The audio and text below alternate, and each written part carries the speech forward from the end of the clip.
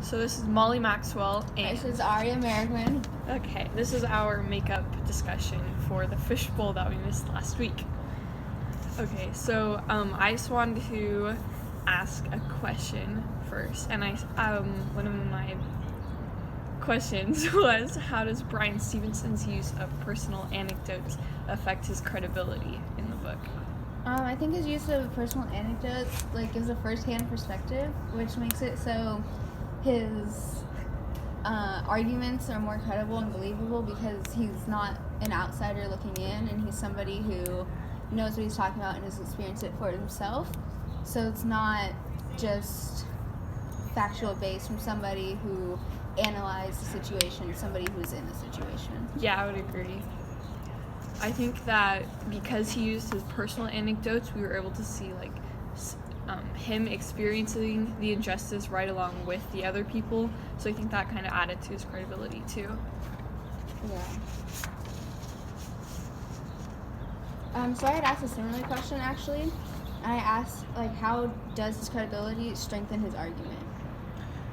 Well, I think all the things that he talked about in the book about his credibility, like how long he went to school for, and the fact that he is an African American, gave a lot of credibility to his argument too, and kind of made the audience trust him more because they knew that he wasn't just spewing information, he actually knew what he was talking about.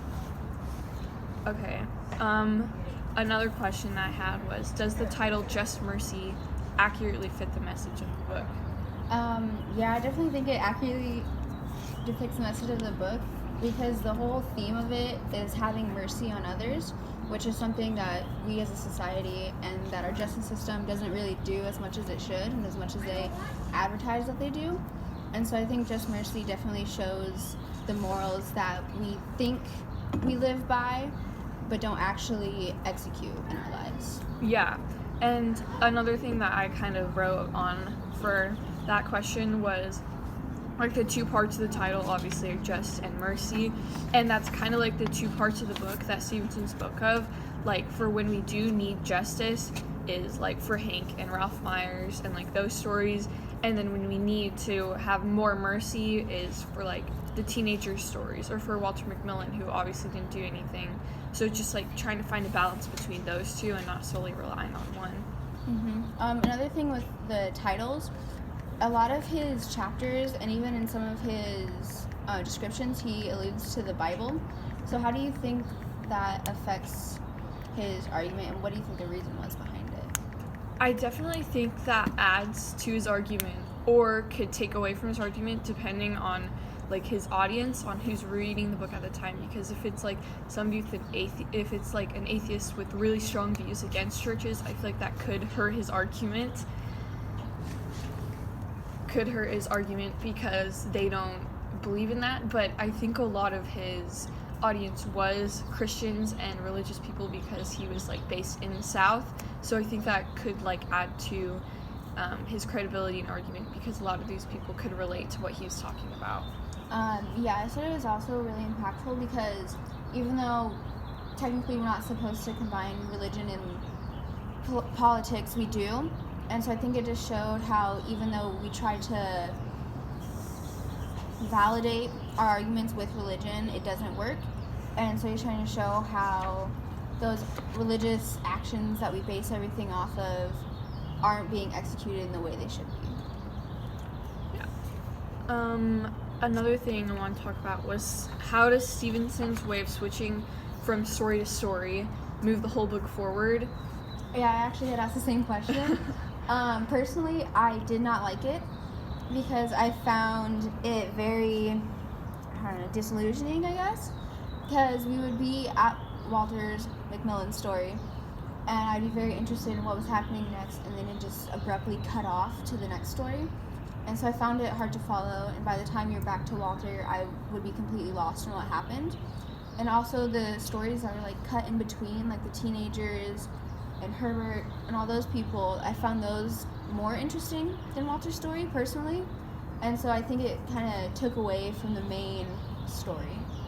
Yeah, I would agree. I think that from switching story to story, Stevenson is capable of keeping his audience more interested, but I feel like it makes it kind of hard to understand and follow the story in a little bit, because when you get back to somebody like Herbert or Harry, like, you don't exactly know like where you left off in the story, especially since sometimes in between those gaps he switches time, like he moves forward in time, so it can be a little hard to understand. Yeah, one of the things that I didn't really like was he was referring to, I believe it was To Kill a Mockingbird? Was that what it was? Yeah.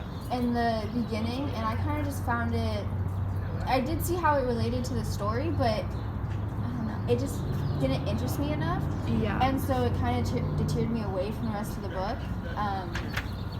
Maybe it's just because I haven't read the book myself, so I couldn't connect to it, even though it's a popular book, but I just wasn't very fond of that tactic. Yeah, I think like with him like referring to Kill a Mockingbird and the Bible and kind of other stories like that, I think he can gain a larger audience but also lose some of the people in between because it's not applicable to those people.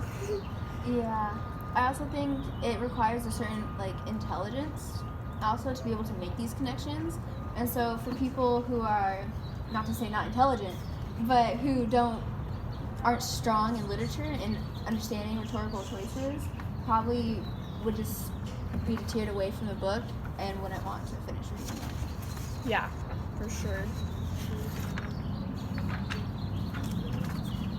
So how do you think Bryan Stevenson's use of narration affected like his ability to achieve his purpose in the book?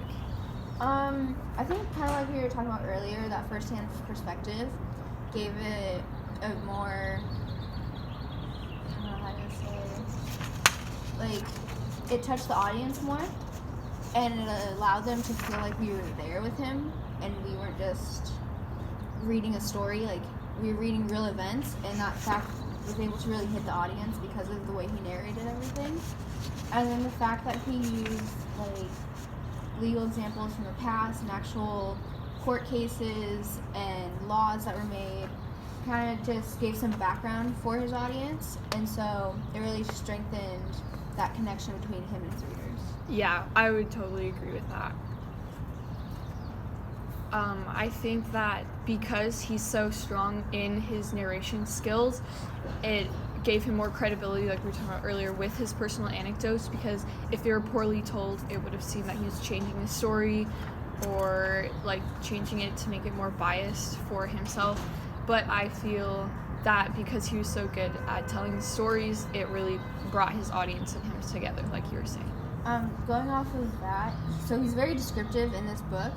How do you think that affected the audience and the audience's opinion? Descriptive in his stories? Yeah, like the imagery that he shows in a lot of his stories. I think along with his like narration skills, that only brought like credibility between him for himself and showed his readers that he was actually like there, and this was like his experiences, and this is like a real thing that's happening. And I think the imagery of him is like when Ralph Myers was in jail, like he really showed Ralph Myers crumbling, and I think that just helped the readers understand what was going on. Instead of just him telling us like what was happening, he like showed us, and I think that actually brought a lot of not like credibility too, but also just brought everything like together in the book. Yeah, one thing that I noticed about it was in the case of like Walter and his description of him, he kind of made him seem more innocent than he was, and I feel like he did this for a lot of his clients in order to make the audience feel more sympathy towards them and take their cases lightly. And so I feel like it wasn't, I understand why he did it, but for me it kind of made me disagree with some of his points, because he was talking about Walter, saying that he was like a strong and respected man who worked hard and did good work, but he had also said that he did a lot of fights and he cheated on his wife, and so to describe him as just like a genuine good person when he's doing those things kind of put me away from feeling like Walter was really a good guy. Yeah. Because those are actions that like shouldn't be taken lightly when describing a person. So I feel like he kind of exaggerated a little on some of his characters. Yeah, I think because he like exaggerated on his good parts and talked about his bad characteristics for so little time, like it just kind of changed like our perspective on him. Yeah.